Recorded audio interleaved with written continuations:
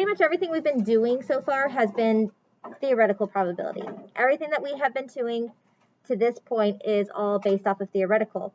So the idea of theoretical probability, it's just based off of a specific activity. Without you performing anything at all, if I just hand you a coin and I say, what's the probability that the coin's going to land on heads, you're going to tell me what? 1/2, right? 1/2 or 50%. Did you do anything though? Did you flip the coin at all? No. You just know that this coin half the time should land on heads. Now, if I were to flip the coin 10 times, is it guaranteed that it's going to land on heads 5 and tails 5? No. Okay? That's because theoretically, in theory, the idea is that half the time it'll land on heads and half the time it'll land on tails. But once we start flipping it, we'll notice that that probability is different. Now, if I give this coin to, let's say, Darren, and then I give another coin to Angela, and they both flip their coins 10 times, is Darren's results going to be the same as Angela's results? No. As again, an experiment is always going to be changing. But the idea is, eventually, if you perform your experiment enough, it should mirror what the theoretical probability is. So with theoretical probability, it's the idea that this is a theory. It's kind of like a goal that we have, all right, a specific value we have in mind that it should obtain. So here's our concept of theoretical probability. We've already been doing it. It's the number of favorable outcomes, so how often that specific event we're looking for occurs out of the total number of possible outcomes. So how many times or how many heads, how many sides are considered to be heads out of the total number of sides on the coin? Or how many ones there are on a number cube out of all the numbers on the number cube. Okay? That's theoretical probability. This is based on a specific item. So when we're talking about theoretical probability, we are talking about the item, the actual activity item, not you performing an experiment, not you actually flipping the coin, not you actually spinning a spinner, not rolling the die. It's just the item itself. Okay? So what I'm trying to tell you here is that there is no action involved whatsoever. When we perform theoretical probability, there's no action. There's no action necessarily. We also nickname this the probability of what should happen. So if I give out homework tonight, what should happen? Everyone should get it done, right? Everybody should get it done. In reality, is that what actually happens? No, some people might have forgot it. Some people might have done half of it. Some people might have done all of it. Okay, when I give IXL, in theory, everybody should complete their IXL to what score? A 70 or higher. That's not always what happens. Some people don't do it at all. Some people do just a little bit. Some people do exactly 70. Some people go above 70. Okay? So the idea of theoretical probability is just the idea of what should happen, what is expected to happen. It's not what happens all the time, though. Okay, so that's the theoretical. Another important thing to remember about theoretical probability, it never changes. Your theoretical probability will never change. If I give you a coin and say, what's the probability that that coin is going to land on heads, it will always be 1/2. If I give you a die and I ask, what's the theoretical probability of landing on a 3, it will always be 1 out of 6. The theoretical probability never changes. because it's just that specific item. The item doesn't change, therefore the theory or the probability will not change. Okay, then we get into what's called experimental probability. This is something a little newer that you're going to see. With experimental probability, there has to be an action. Think about it. If you go into science class and they say, hey, we're going to be doing an experiment today. So you're just going to sit there and listen to me talk about the experiment only. Is that really you doing an experiment? No. If you are doing an experiment, you are given tools or objects that you're going to be experimenting on. You're given a hypothesis and you're going to be performing these different experiments to it to see if the hypothesis is true. There is physical action that has to occur. Same thing for experimental probability. There has to be an action. So now, instead of me looking at the coin and going, hey, the probability is 1/2, now I'm going to actually flip the coin. There needs to be a verb that goes along with the probability. You are flipping the coin. You are rolling the die. You are spinning the spinner, or you're pulling out a marble. There is an action that goes along with this probability. So this is based on an experiment, which makes sense. It's called experimental. There has to be an actual experiment occurring, which means there is action. Okay, and just like theoretical probability is what should happen, with experimental probability, it's what actually happens. So if I were to go ahead and flip the coin 10 times and record the results, that's showing the action. And then I would identify, hey, I'm going to go ahead and flip this coin 30 times. And then I'm going to tell you how many times it landed on heads out of those 30 times. So for here, again, if I give one to Darren and I give one to Angela, their probabilities are probably going to be different because it is always changing. It's always changing. The experimental probability is not going to be the same for one person as it is for another. But the idea is to continue performing the experiment until you can get the same result as your theoretical. That's the goal. It's kind of like theoretical is the correct answer, and you have to complete your experiment until you get the correct answer. Okay? So experimental probability is always changing. If I flip a coin 30 times, that's 30 trials. So I'm going to flip the coin 30 times. It lands on heads 8 times, and it lands on tails 22 times. Then this time, the probability of heads is going to be 8 out of 30. 8 out of 30, which would simplify to 4/15. That's not the same thing as our theoretical. Our theoretical says it's going to be half. It should have been 15 and 15, not 8 and 22. But again, what happens for one person is going to be different than another and different than another.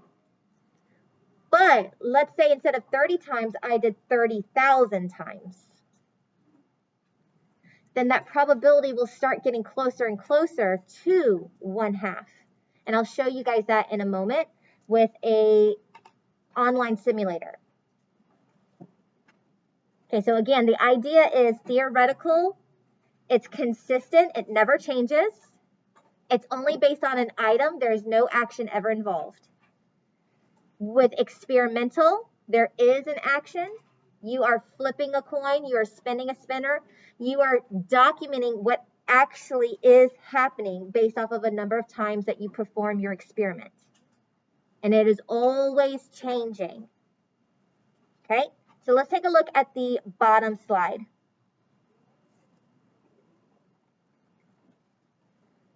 So here we have the results of spinning a spinner. It says we're going to spin a 3-sided, like 3 equal section spinner. And we're going to spin it 60 times, and I've recorded the results in this bar graph right here. So the first thing I want to know is, what is the theoretical probability? So the fact that it's asking for theoretical probability, remember, theoretical probability is based off of the item. What's our item? What are we doing the probability based off of? A spinner. Do I have a spinner showcased here? No, but I can draw one. Whenever they don't have it drawn for you, you can draw it yourself, so that way you know it's there. I can draw it. Now, it says it's how many sections? Not 6, 3. It's 3 equal sections. So to make it 3 equal sections, it's almost like you're going to do a Y inside. There's your 3 equal sections. Now, the paragraph doesn't say what the sections are labeled. So how do I know what the sections are labeled? What does tell me? The graph, right? The graph tells me what are my sections. Look at your graph. Green, blue, and red, right? We've got one section is going to be green, and I'll go ahead and color my bar graph green. We've got one section that's going to be blue, right? And they're all equal sections. And one section is going to be red. I don't really have a red highlighter, so I'm just going to use the pink, okay? So we have green, blue, and red. Now, the paragraph says they are 3 equal sections, but looking at my bar graph, did they happen an equal amount of times? No. But again, that's just based off of probability. Theoretically, though, if I'm looking at the spinner, I'm not looking at the bar graph, I'm looking at the spinner, no action, just the item. What's the probability that it's going to land on red? 1/3, right? Red occurs only 1 out of 3 sections. So the probability that red is going to happen is 1 red out of 3 total sections. Now, I'm going to go ahead and write this down as a decimal. And the reason I'm going to do that is because if you notice down here at number 2, it says to compare. What's easier to compare, fractions or decimals? Decimals, right? Decimals are a lot easier to compare. So I'm going to go ahead and convert my fraction into a decimal. My decimal is 0.3 repeated. So I'm going to go ahead and put that bar notation on top. Okay, it just keeps going. 3, 3, 3, 3, 3, 3, 3, 3. All right, now it says, hey, what is the experimental probability? So now I can go ahead and use that graph off to the side, because the graph is recording the results of me performing the action, right? It says 21 times I landed on green, 15 times I landed on blue, and 24 times I landed on the red. So this time, for the experimental probability, the probability that red was spun is how much? How many red? 24. Out of how many times did I spin? 60, right? It says I spun it 60 times. And even if it didn't say that I spun it 60 times, what could I do, guys? You could add all the numbers together, right? You could do 21 plus 15 plus 24. That would give you 60. Okay, so we have 24 over 60. This is not a simplified fraction. I can go ahead and simplify this, though. If you don't remember how to simplify, you can type it into your calculator. You can type in 24 over 60 and hit enter, and then there's your fractions, 2/5. And again, if you don't remember how to change a fraction into decimal, what's the button that we press? The double arrows, right? That double arrow at the very bottom, right above the enter. If we hit that double arrow, it's going to change it into a decimal for us, which is 0.4. Okay, so now that I know what the probability, the theoretical probability was for red versus my experimental probability of red, I want to make a comparison. I want to know which probability is greater at this point. Are they the same? If they're not the same, why do we think that that might be? So let's first go ahead and compare them. Our experimental probability was 0.4. Our theoretical probability was 0.3 repeated. Which one happens to be greater? Which one's bigger, 0.4 or 0.3? 0.4. So we're going to put a greater than sign. Experimental at this point is greater than the theoretical probability. Now, again, if I gave the same spinner to somebody else, they're going to get different results. And maybe their experimental probability would be less than the theoretical.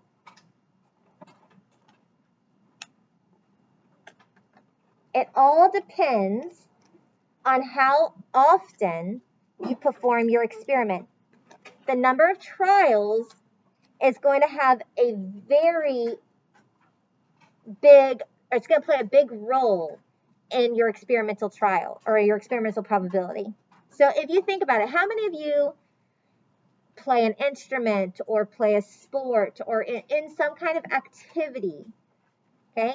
Now, all right, let's say Denim plays a sport and she plays the same sport I play, and I go to practice 2 hours a week, but Denim goes to practice 5 hours a week.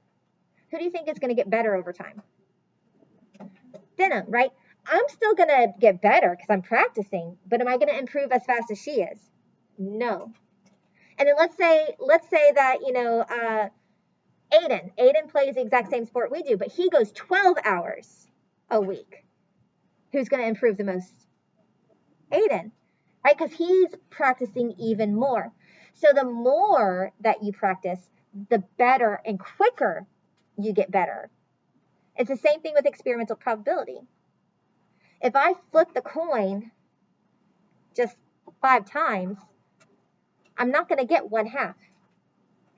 If I flip the coin 20 times, I'm probably still not going to get 1/2 for heads. But if I flip the coin 2 million times, I'm probably going to get close to that 1/2 mark, to the point where it's like decimals away. Negligent. Okay? So let me show you what I mean with a simulator. So there's different activities that you can play, a coin flipping activity, you can play the dice rolling activity, just different stuff. So we're going to go ahead and do the dice roll. So I'm going to hit play on the dice roll, and I'm actually going to change the settings real quick to just 1 die. And we're going to go ahead and we're going to roll the die 10 times. So now, before I get started, I do want to point out a couple things. On here, we've got 1 through 6. Those are the possible outcomes that it could land on. Then you'll notice session. Session right now is 0. Why is that? Hurry. Because we haven't rolled yet, right? It's 0 because we haven't done anything yet. Now, what do you think this is? This expected. What is that? The theory, right? That's the theoretical probability. We are expected to land on a 1 out of 6 times, or about 16.67% of the time. Okay, each of these probabilities is the same, right? The probability of landing on a 1 is the same as landing on a 2. It's the same as landing on a 3, a 4, a 5, or a 6. They're all the same right now because they have an equal chance of happening. So what I'm going to do is up here, I went ahead and I said, I'm going to roll it 10 times, and I'm going to hit roll. So now it rolls it for me, and it's showing me, hey, okay, in this session of rolling 10 times, did I get to 16.7% on any of them? No. None of them are at 16.67%. We're at 10%, 10, 10, 40%, 10%, 20%. So we're off from every one of them. But now let's say I go ahead and roll it, instead of 10 times, I'm going to roll another 100 times. Now look at the probabilities. Okay, I've increased it. They're all getting closer to that 16.67%. Let's say instead of 100 times, I'm going to do 1,000 times. Okay, They just keep getting closer and closer each time I increase the rolls. Let's do another, well, instead of 10,000, let's do 100,000. Let's just really amp it up. It's going to take a little while for it to go, but see, now we're at 16.7 here, 16.66. Okay, they're very close to each other. The more that you roll, the closer that it's going to get. In fact, if I go ahead and go to historical, what that is it's showing you over the history of the site, what is the probability at now. And so this is a recording of how often people have come to the site and have rolled the die. So what we just did is we went ahead and changed what the historical amount was a little bit. But if you notice, they're all at 16.6 something, like 6.4, 6.5, 6.6, 6.7, 6.8, and 6.9. Okay, they're all there, but they're all very close to 16.67. So the more often that you are rolling your die or performing your experiment, the closer your historical or your experimental probability gets to that expected probability. Okay, and again, the same thing can go on with the coin. If we do the same thing for the coin, again, we're going to go back to the session one. Right now, we're at nothing. Okay, we don't have any theoretical probability, but let's say that we go ahead and flip it 10 times. Okay, we get 30% for heads and 70% for tails, when in reality, we're supposed to have 50-50. But as I keep increasing, my results are going to get closer and closer to that 50%. I'm going to increase it by another 1,000. I'm at 49.37 versus 50.63. Let me go ahead and do 10,000. Now I'm at 49.67 and 50.33. Another, 100,000. We're just going to keep getting closer and closer and closer until it's pretty much just 50%. Oh, I just gave it a really large number of 50 or a million. It's going to take a while. Okay, so eventually when we get to the historical, it's at 50-50. Okay, so that's just a fun little thing that you guys can look through, but it gives the idea that if you are wanting your experimental probability to resemble your theoretical, you have to do this for a large number of trials. All right, so let's get that concept written down here. Make a little star note. If you want your experimental probability, and I'm going to abbreviate that. Okay, this abbreviation, EXP and then PROB, that's experimental probability. If you want experimental probability to be as close as possible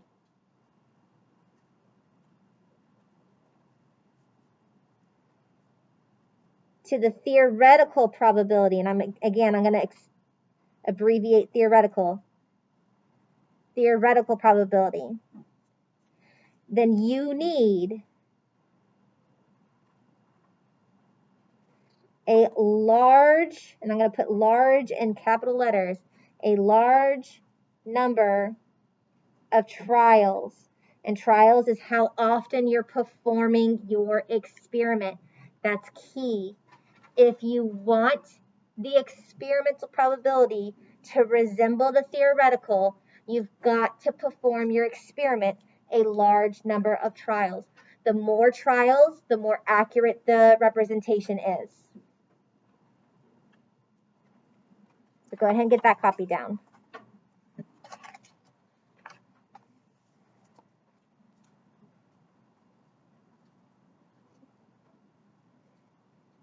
Okay, once you've got that copy down, go ahead and flip to the next page.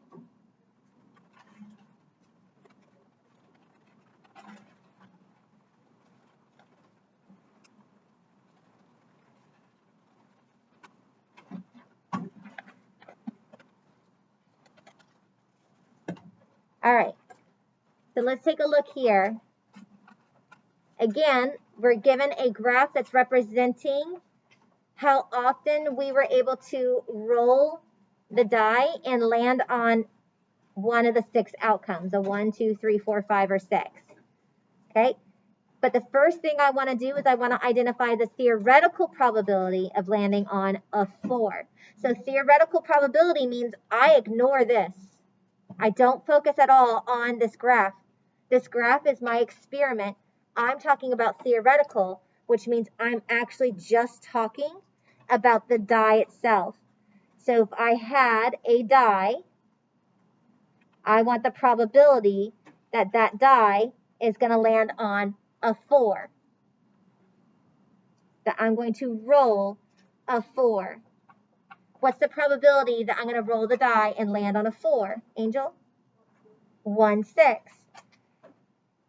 Who thinks they can tell me, what do you think is the most common mistake people make? If I said, oh, I want to roll a 4, who thinks they know what is the most common incorrect answer that they put? Javen?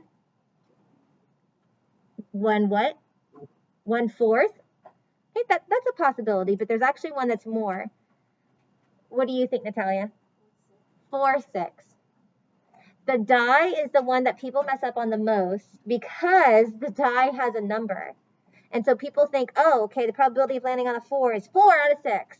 Because they know that there's 6 outcomes, but they see that 4, and they automatically think that that's the number for the top. But in reality, how many times is a 4 on this die? Just once, right? We only have it one time on the die. So you need to be very careful about making those little mistakes. Not right now. Okay, so we have 1/6. Now that is going to come out to about 0.17 as a decimal, 0.17. It's 1/6 repeated. Okay, now experimentally, the experimental probability, that's when we start focusing on the table that they gave us, this graph that they gave us. And here, this bar is what represents us landing on the 4. How many times did we land on the 4? Now be careful when you're reading the graph. Last period I had one person just count the bars, but notice that the bars are going up by what? 2s. And is that bar going directly to one of the lines? No, it's going halfway. So who can tell me how often did we roll a 4? Looking at the graph, how often did we roll a 4? Raise your hand. Denham? 9 times. Good. So the probability that we rolled a 4, and remember, this was action. There had to be physical action that occurred. We physically rolled a 4 9 times out of how many total? Is it out of 6? It's not out of 6, right? There's 6 outcomes, but each outcome was landed on a specific number of times. Nick? Huh? Not 21. Right here, guys, it says it in the problem. How many times did we roll the die? 50. But when in doubt, you could always count up how many times we landed on each of them. So it's 9 out of 50. 9 out of 50 comes out to 0.18. Boys. Okay, so we have 0.17 compared to 0.18. So our experimental probability was a 0.18. Our theoretical probability was 0.17. Are they equal? No. Are they close? Yeah, they're close. They could be closer, but they are pretty close. But experimental is still a little bit bigger than theoretical.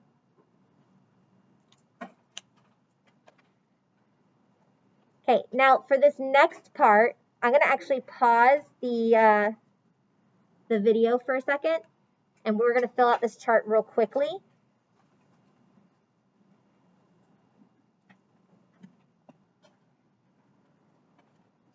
So all we've done here with filling out the chart is just identify all the different outcomes of how the 2 dice could be rolled, and then what the sum of those 2 numbers would be if we landed on, let's say, a 5 and a 5. Okay, and now even though I said there's 36 outcomes, some of the outcomes do have the same sum. And with that being said, if we look at the next slide, the question that I'm wanting to know is theoretically, so have I done an experiment yet if I'm talking about theoretical? No. No action here. Theoretically, I want to know what's the probability of landing on a sum that is greater or equal to 8. I want the sum that is greater or equal to 8. So I'm going to need to go back and look at my chart then. And I'm going to be looking at the value that's written in blue. And I'm looking for greater than or equal to 8. So do I have anything in my first column that's greater than or equal to 8? No. What about my second column? Yes. The very last value, 2 plus 6 gives me 8. So that one's going to work. What about my next column? Anything that works? Yeah, how many? 2 of them, right? 3 plus 6 equaling 9, and 3 plus 5 equaling 8. What about my next column? How many? 3 of them. 4 plus 4, 4 plus 5, 4 plus 6. And then we'll just keep going. We got 5 plus 3, 5 plus 4, 5 plus 5, and 5 plus 6. And then my last column, 6 plus 2, 6 plus 3, 6 plus 4, 6 plus 5, and 6 plus 6. Those all have a sum that is 8 or greater, right? 8, 9, 10, 11, and 12. Those are 8 or greater. So now I've circled all possible outcomes out of the 36 outcomes that are listed here. How many did I circle? Count them up. And when you've counted them up, raise your hand.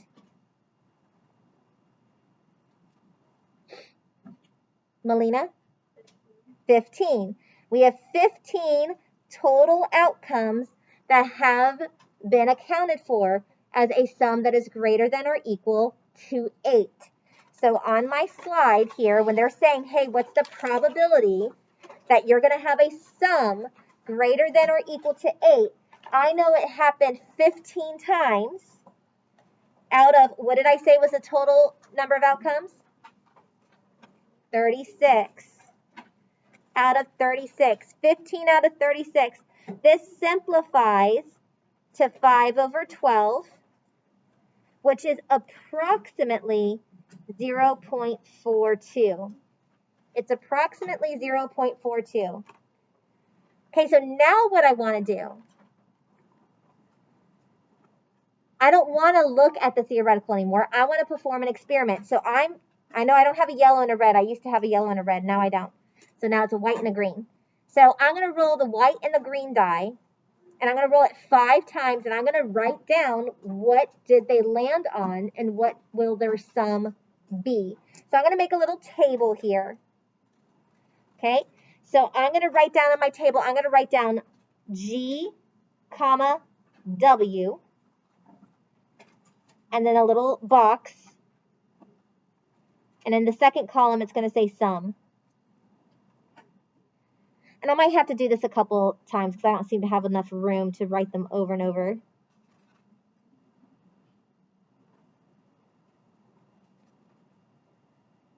Okay, so I'm going to roll the dice, and I'm going to record what did the green die land on, what did the white die land on, and when I add those values together, what does the sum equal? So here's my first one. What did the green die land on? 3. What did the white die land on? 6. What is the sum of the green and the white die? 9. Okay, let's do it again. What did the green die land on? 3. What did the white die land on? 3. What is their sum? 6. Let's do it again. What did the green die land on? Green is 2. What is the white? 1. What is the sum? 3. Do it again. What is the green? What is the white? What is the sum? Do it one last time. What is the green? 4. What is the white? 3. What is the sum? 7. Okay, so now I've done the experiment. I physically have rolled the die. I now need to identify how many times did I get a sum that is greater than or equal to 8. How many of these numbers are greater than or equal to 8, Robert?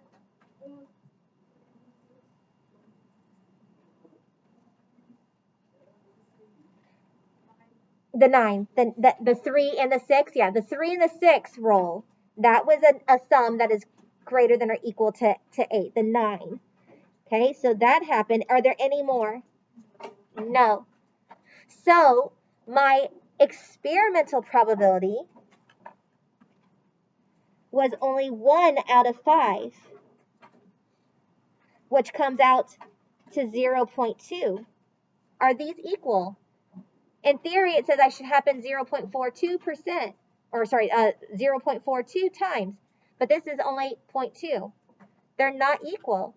Now, I will show you the results from second academics, because like I told you guys before, are your results going to be the same as somebody else's? No. Here's their results. These were what they landed on. They had it happen twice. So they got 2 out of 5, which is 0.4. Were their results close? Yes.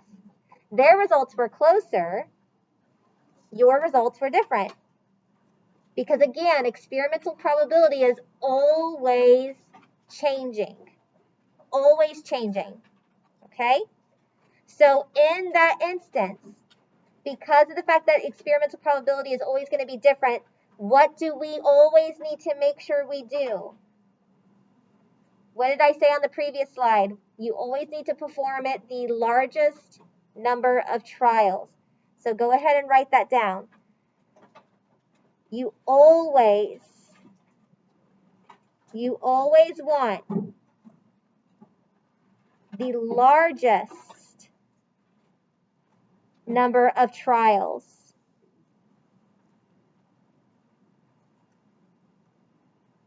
The more times you perform the experiment, the more accurate your results will be, because we consider theoretical to be accurate. Experimental is the idea of getting to that accuracy. Are there any questions? Okay, you do not have a homework assignment today. We will do an in-class assignment tomorrow together.